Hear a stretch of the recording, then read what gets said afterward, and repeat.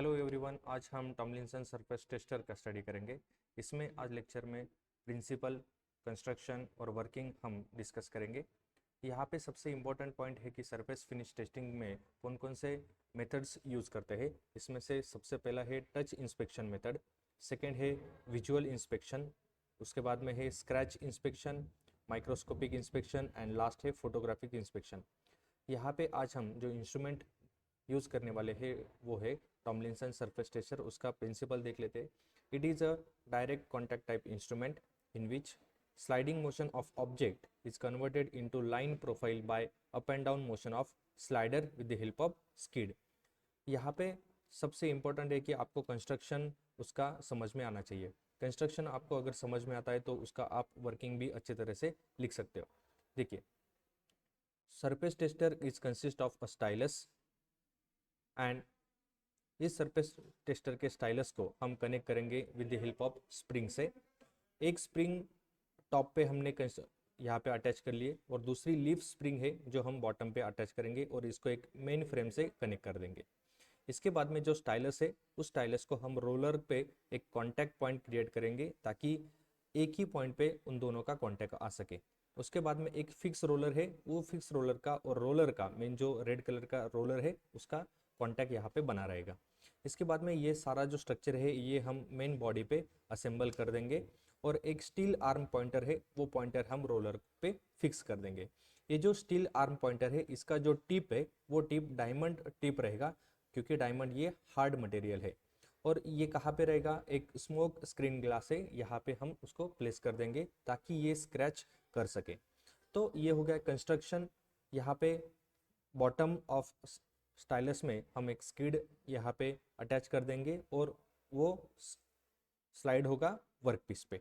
Okay, ये हो गया construction of Tomlinson surface tester. इस अब हम यहाँ पे देख लेते हैं कि इसका वर्किंग कैसे किया जाता है।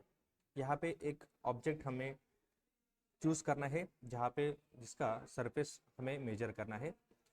वो ऑब्जेक्ट हमने एक टेबल पे यहाँ पे प्लेस कर दिया और वो हम स्लाइड करेंगे राइट एंड लेफ्ट पॉइंट में।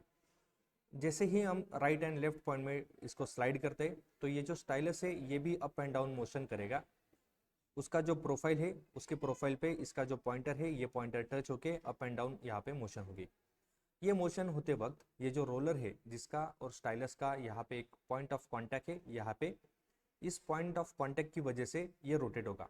अब यहाँ पे पॉइंट ऑफ कांटेक्ट बना रहना चाहिए इसलिए हम एक स्प्रिंग यूज करेंगे ताकि रोलर का और स्टाइलस का कॉन्टैक्ट वो वैसा की वैसा ही रह सके। और ये जो लिप स्प्रिंग है ये लिप स्प्रिंग का यूज हम करेंगे, ये अप एंड डाउन मोशन बनी रहनी चाहिए इसलिए इसको हमने एक फ्रेम से यहाँ पे अटैच कर दिया था। जैसे ही ये रोटेट होता है तो ये जो पॉइंटर है ये पॉइंटर अब यहाँ पे डिफ्लेक्ट होगा और पॉइंटर डिफ्लेक्ट होने के बाद में इसका जो टिप है यहाँ पे डायमंड था तो ये डायमंड क्या करेगा, ये जो ग्लास स्क्रीन है इस ग्लास स्क्रीन पे स्क्रैचेस करेगा। स्क्रैचेस कब करेगा, जब यहाँ पे ये अप डायरेक्शन में रोटेट होगा तो ये पॉइंटर भी डाउनवर्ड डायरेक्शन में आएगा, अपवर्ड डायरेक्शन में आएगा। इसकी पोजीशन की वजह से यहाँ पे ये जो ग्लास स्क्रीन है यहाँ पे स्क्रैचेस आ जाएंगे और ये स्क्रैचेस कौन से रहेंगे, ये रिप्रेजेंट करेंगे इस ऑब्जेक्ट का प्रोफाइल। और इस तरह से हमने ये जो ऑब्जेक्ट का प्रोफाइल है इस प्रोफाइल को हमने मैग्नीफाई किया with the help of Tomlinson surface tester और यहाँ पे ग्लास स्क्रीन पे हमें स्क्रैचेस दिखाई दे रहे। तो इस स्क्रैचेस की हेल्प से हम मेजर करेंगे इसका सरफेस जो है उस सरफेस में कितनी डेविएशन थी।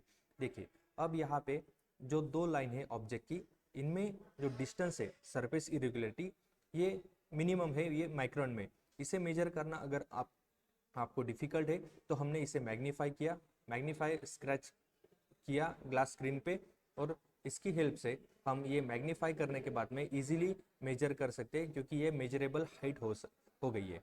इसी तरह से हम टॉमलिंसन सरफेस टेस्टर का यूज करेंगे।